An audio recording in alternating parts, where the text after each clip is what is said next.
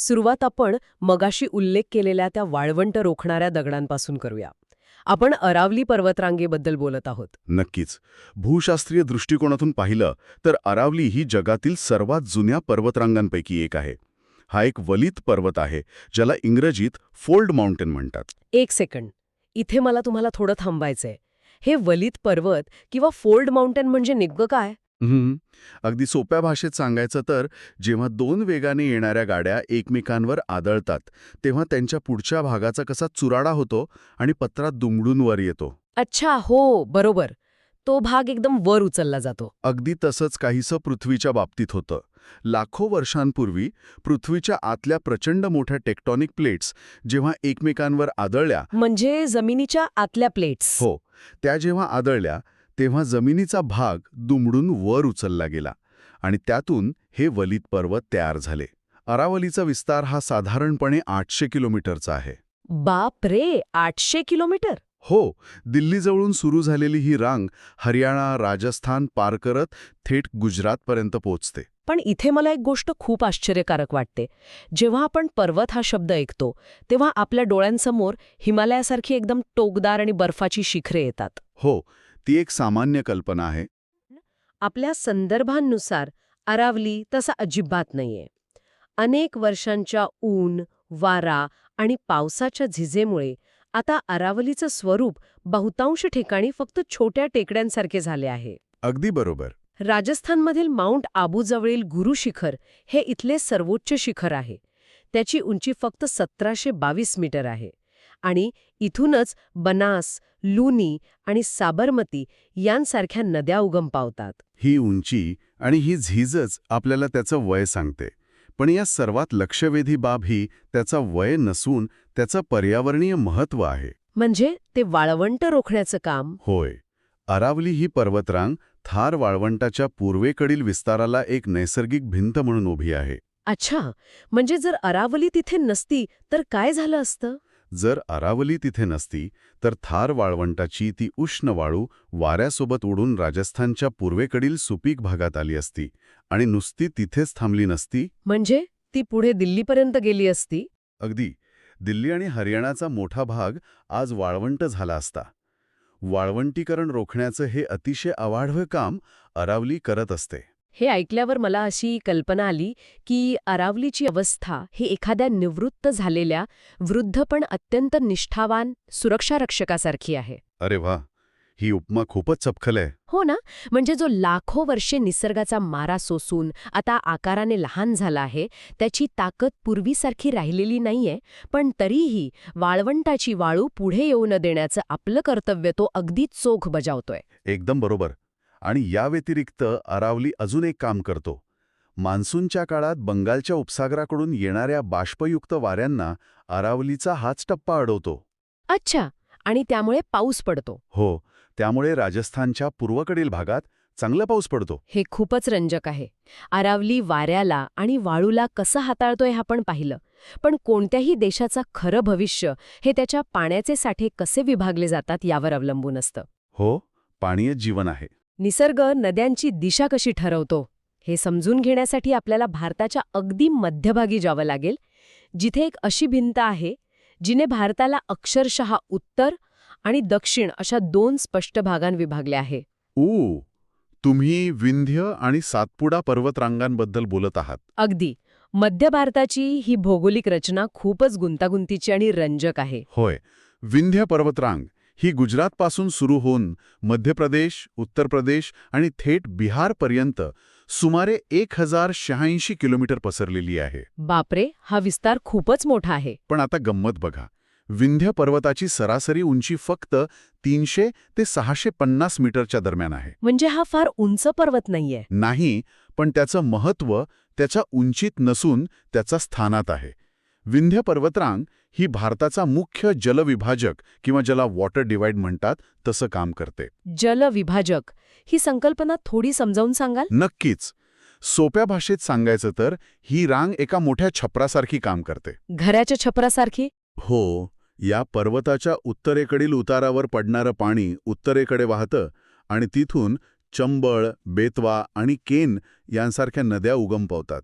त्या पुढे जाऊन यमुना नदीला मिळतात.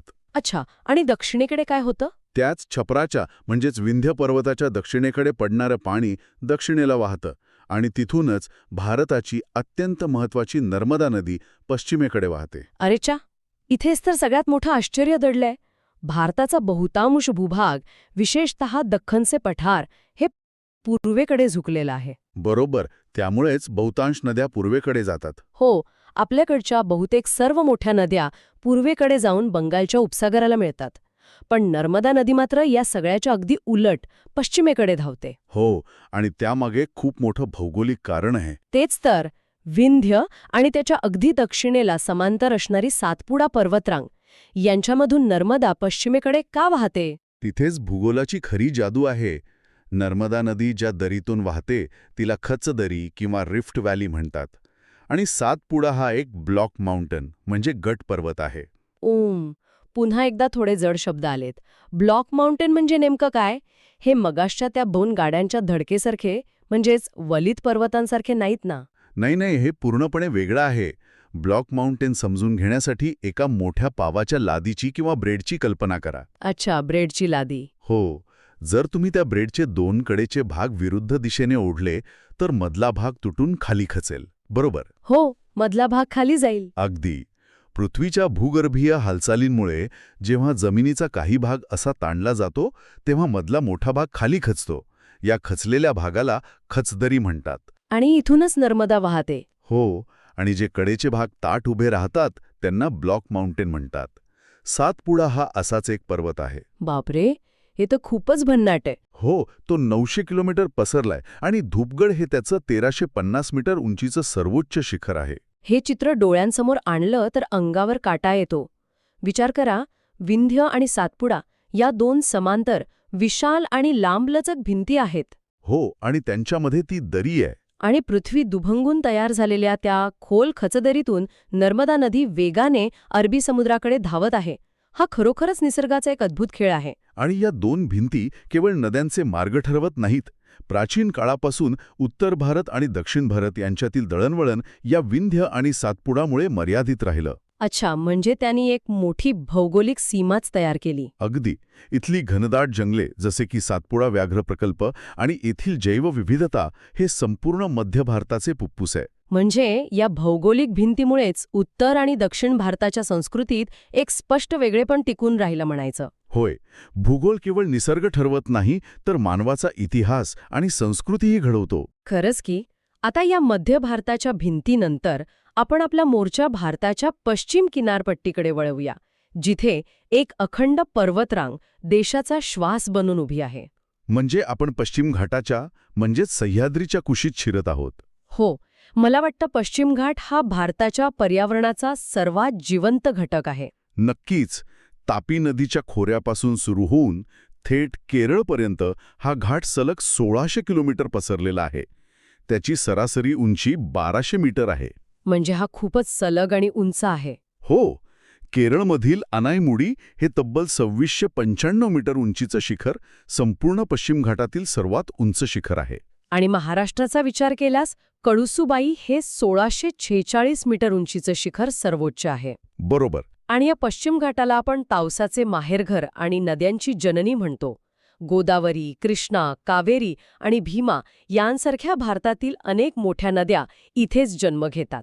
हो, आणि याचं मुख्य कारण म्हणजे हा घाट अरबी समुद्रावरून येणाऱ्या पावसाच्या ढगांना पकडून ठेवतो. म्हणजे समुद्राकडून येणारे ढग त्यात अडकतात. तिथे थोडी सुधारणा करावी लागेल. अच्छा, काय सुधारणा? जाळं म्हटलं की त्यातून गोष्टी आरपार जाऊ शकतात. पश्चिम घाट हा जाळ्यासारखा नसून एका प्रचंड मोठ्या आणि अभेद्य भिंतीसारखा किंवा स्केटबोर्डच्या रॅम्पसारखा आहे. अरे वा, हा रॅम्पचा दृष्टिकोन जास्त योग्य वाटतोय. म्हणजे नक्की काय होतं तिथे? अरबी समुद्रावरून येणारे मान्सूनचे वारे पाण्याने अतिशय जड झालेले असतात.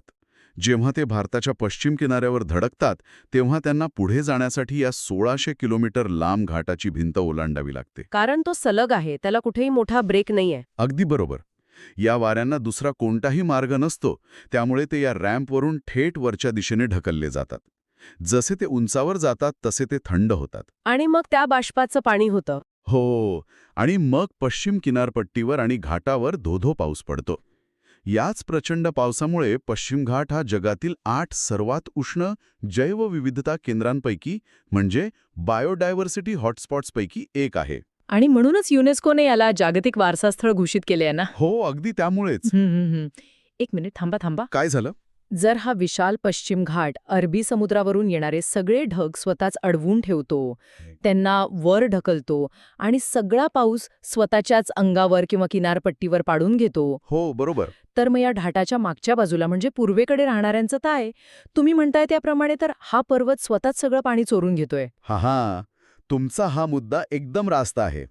आणि यातूनच भूगोलातील पर्जन्य छायेचा प्रदेश म्हणजे रेन शॅडो रिजन ही संकल्पना समोर येते. अच्छा, म्हणजे जिथे पाऊस पोचत नाही तो भाग. हो, जेव्हा ते जड ढग पश्चिम घाटाला धडकून भरपूर पाऊस पाडतात तेव्हा ते रिकामे आणि हलके होतात.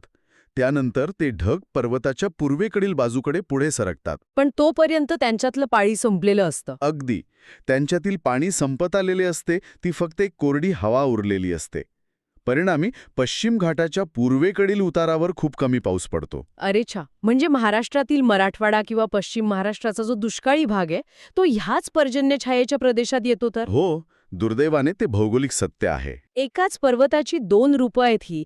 एका बाजूला तो नंदनवन फुलवतोय आणि दुसऱ्या बाजूला पाण्यासाठी संघर्ष निर्माण करतोय. हाच निसर्गाचा समतोल आणि विरोधाभास आहे. पश्चिम घाट उंच आणि सलग असल्यामुळेच हे घडतं. पश्चिम घाटाच्या या अखंड आणि सलग भिंतीची ताकद पाहिल्यानंतर आता आपण भारताच्या पूर्व किनाऱ्याकडे जाऊया. पूर्व घाट, बरोबर. पूर्व घाटाबद्दल वाचताना एक गोष्ट प्रकर्षाने जाणवते की तो पश्चिम घाटासारखा अजिबात सलग नाहीये. तो अतिशय तुटक आहे, मधूनच गायब झालेला आहे. हो, त्याची रचना पूर्णपणे वेगळी आहे. पण तो असा तुटक का आहे याचं खरं कारण पश्चिमेतच दडलेलं आहे, बरोबर? अगदी बरोबर जोडलंय तुम्ही. पूर्व घाट हा ओडिशापासून ते तामिळनाडूतील निलगिरी पर्वतापर्यंत विस्तारलेला आहे. निलगिरीपाशी पूर्व आणि पश्चिम घाट एकमेकांना येऊन मिळतात. आणि या पूर्व घाटाची उंची पश्चिम घाटापेक्षा कमी आहे ना? हो, पूर्व घाटाची सरासरी उंची फक्त 600 मीटर आहे आणि अर्माकोंडा किंवा जिंदगडा हे 1680 मीटर उंचीचे इथले सर्वोच्च शिखर आहे. अच्छा, पण मग हा पूर्व घाट सलग का नाहीये? कारण पश्चिम घाटाने जन्म दिलेल्या महानदी, गोदावरी, कृष्णा आणि कावेरी यांसारख्या मोठ्या नद्यांनी या घाटाला अक्षरशः कापून काढलंय. बापरे, हे एखाद्या चित्रपटातल्या सुडाच्या कथेसारखं वाटतं. हा, सुडाची कथा ती कशी? विचार करा ना, पश्चिम घाटात जन्मलेल्या या नद्या पूर्ण दख्खनचा पठार पार करून हजारो किलोमीटरचा प्रवास करतात. या प्रवासात त्या प्रचंड वेग आणि आकार घेतात. हो, ते तर आहे. आणि शेवटी पूर्व घाटाच्या भिंतीवर आदळून त्या दगडाला फोडून स्वतःचा मार्ग बनवून बंगालच्या उपसागराला जाऊन मिळतात. पाण्याचा प्रहार कठीण दगडालाही कसा नमवतो याचं हे जिवंत उदाहरण आहे. खरं सांगायचं तर निसर्गाचा हा खेळ केवळ पाहण्यासारखा नाहीये, तर तो अर्थव्यवस्थेसाठी खूप महत्वाचा आहे. अर्थव्यवस्थेसाठी? ते कसं? या नद्यांनी पूर्व घाटाला फोडताना हजारो किलोमीटरवरून जो गाळ वाहून आणला तो पूर्व किनाऱ्यावर जमा केला. यातूनच समुद्राला मिळण्यापूर्वी अतिशय सुपीक असे मोठे डेल्टा किंवा त्रिभुज प्रदेश तयार झाले. अच्छा, म्हणजे तो गाळ शेतीसाठी चांगला असतो. हो, याच सुपीक गाळाच्या प्रदेशामुळे भारताच्या पूर्व किनाऱ्यावर शेती मोठ्या प्रमाणावर फोफावली. म्हणजे तसं पाहायला गेलं तर पश्चिम घाटात पडलेला पाऊस पूर्व किनाऱ्यावर अन्न पिकवतोय. नक्कीच. शिवाय नद्यांनी डोंगर कापल्यामुळे भूगर्भातील खनिजे उघडी पडली. त्यामुळे पूर्व घाटाचा प्रदेश बॉक्साईट, मॅंगनीज आणि लोह खनिजांनी अतिशय समृद्ध आहे. अरे वाह, म्हणजे खनिजे सुद्धा उपलब्ध झाली. हो, कृषी आणि उद्योग या दोन्ही दृष्टींनी पूर्व घाट हा भारताच्या अर्थव्यवस्थेचा एक मोठा आधार आहे. या सगळ्या सखोल चर्चेतून आज आपण खरोखरच खूप काही पाहिलं. आपण पाहिलं अरावलीचं ते निवृत्त सुरक्षा रक्षकाचं रूप, जो शांतपणे थार वाळवंटाला रोखून उभा आहे. हो, आणि विंध्य आणि सातपुडा पर्वतांची मध्यवर्ती भिंत आणि त्यांच्या खचदरीतून धावणारी नर्मदासुद्धा. अगदी. आपण अनुभवली पश्चिम घाटाची सलग भिंत, जी ढग अडवून नद्यांना जन्म देते आणि रेनशॅडो प्रदेश तयार करते. आणि शेवटी पूर्व घाट, जो याच नद्यांच्या प्रहाराने कापला गेलाय, पण तरीही सुपीक शेती आणि खनिजांचे उधळण करतोय. हे सगळं पाहिल्यावर एक गोष्ट स्पष्ट होते की हे पर्वत म्हणजे केवळ दगडांचे ढिगारे नाहीत. नक्कीच नाहीत. ते भारताचे हवामान नियंत्रक आहेत, नद्यांचे मार्गदर्शक आहेत आणि कोट्यावधी भारतीयांची जीवनदाते आहेत. या भौगोलिक यंत्रणेच्या कार्याशिवाय भारताची कल्पनाच करणं अशक्य आहे. हो, हे सगळं खरं असलं तरी या माहितीवर विचार करताना एक अस्वस्थ करणारा विचार माझ्या मनात येतोय. कोणता विचार? आपण आत्ताच पाहिलं की लाखो वर्षांपासून नद्या या पर्वतांना कापत आहेत, त्यांचा आकार बदलत आहेत. पाण्याचा आणि दगडाचा हा संघर्ष युगानुयुगे चालू आहे. पण आता यात एक नवीन घटक आलाय. हवामान बदल. हो, हवामान बदल. ज्या वेगाने हवामान बदलतोय ते पाहता हा समतोल नक्कीच धोक्यात आहे. हे खरे, मान्सूनच्या पावसाचे प्रमाण आणि जागा अनपेक्षितपणे बदलत आहे. बरोबर. जसजसा हा बदल होत आहे तसतसे भविष्यात या नद्या आणि पर्वतांचे हे लाखो वर्षांचे नाते कसे बदलेल? जेव्हा नद्यांमधील पाण्याचा प्रवाह आटेल किंवा पावसाचे ढग वेगळ्याच दिशेने वाहू लागतील तेव्हा काय होईल? हा प्रश्न खूपच गंभीर आहे. हजारो वर्षांनंतर हे जलविभाजक आणि वारे अडवणारे पर्वत असेच उभे राहतील का? की बदलणारे हवामान या पर्वतांची पूर्णपणे झीज करून भारताचा भौगोलिक नकाशाच कायमचा बदलून टाकेल? हा खरोखरच विचार करायला लावणारा आणि थोडासा भीतीदायक मुद्दा आहे. भूगोल ही काही स्थिर गोष्ट नाहीये, ती सतत बदलणारी प्रचंड मोठी आणि संथ प्रक्रिया आहे. अगदी. हे सगळं ऐकल्यावर नक्कीच याविषयी अधिक विचार करावासा वाटतो. निसर्गाची ही अवाढव्य ताकद आणि भूगोल केवळ पुस्तकातला विषय न राहता तो आपल्या सभोवतालचा जिवंत श्वास कसा आहे हे आपण आज उलगडलं. होय, मलाही ही चर्चा खूप माहितीपूर्ण वाटली.